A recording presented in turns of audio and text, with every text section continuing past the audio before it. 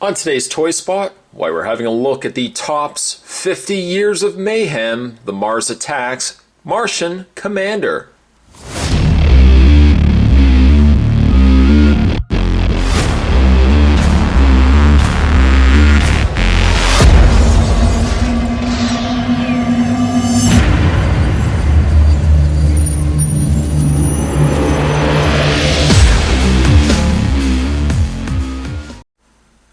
He includes a blaster, a rifle, and ray stick.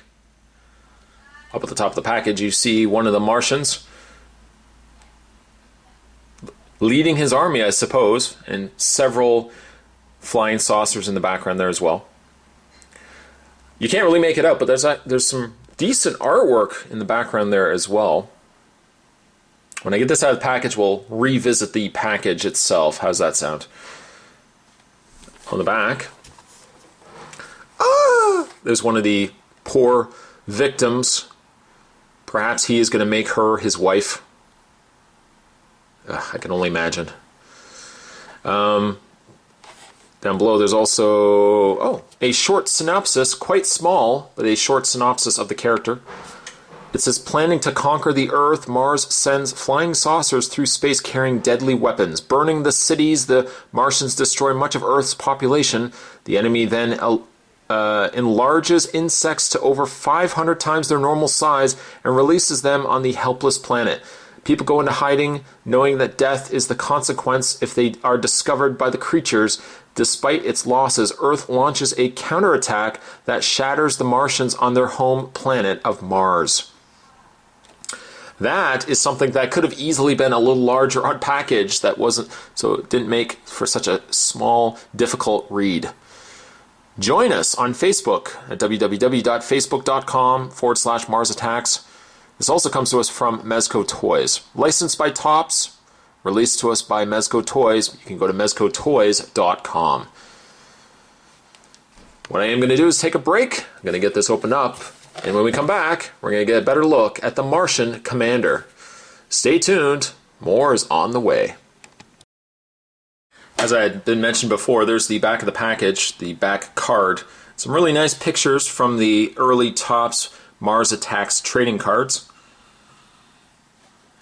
This grotesque ant will be in your nightmares tonight. You're welcome. Moving that out of the way.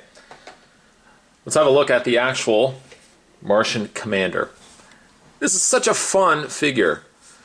Yanked right out of the artwork of those Topps trading cards. I think Mezco did a fantastic job on this Martian Commander. You can see inside the dome is his giant brain, skull-like face. You wouldn't be able to breathe, but that's good. He's got oxygen. He's got an oxygen tank. It appears I don't think you can remove the dome. Luckily, though, you can use the dome and turn his head. So that's one good thing. Because it looked inside as if you could turn the head, and you obviously can rotate it via the dome there. He's in his suit. And some really nice colors. A very retro array of colors. We've got almost a greenish color, an aqua teal, maybe like a green. And then we've got a lighter greenish yellow in the gloves, the boots, some gray accented in there, and of course the bright red in his tank. He excels, I would think, the most in his head sculpt, though. That head sculpt is phenomenal.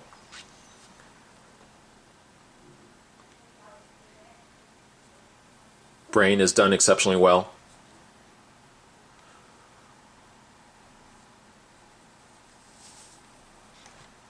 Big googly eyes. Yeah, he does have some accessories, as mentioned on the package. For starters, he does have his ray stick. I assume there's probably several different ways you could hold it. Perhaps you could just hold it like a rod. Get that rod away from me. There's a handle on the end, so I'm guessing it could be held that way, but it probably makes more sense from even having him holding it to have him holding it more so like that. That may or may not be the correct way. This is not something I would have him holding anyways, but some nice detail there. Very vintage looking.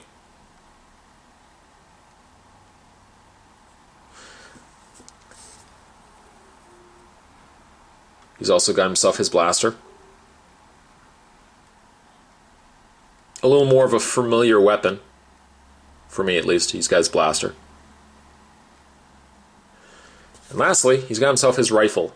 Same color as well, but really nicely detailed.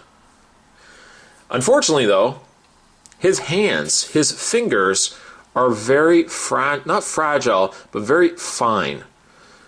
So getting his hands, getting him to hold his weapons, you kind of have to do a little bit of finagling to get him to properly hold it.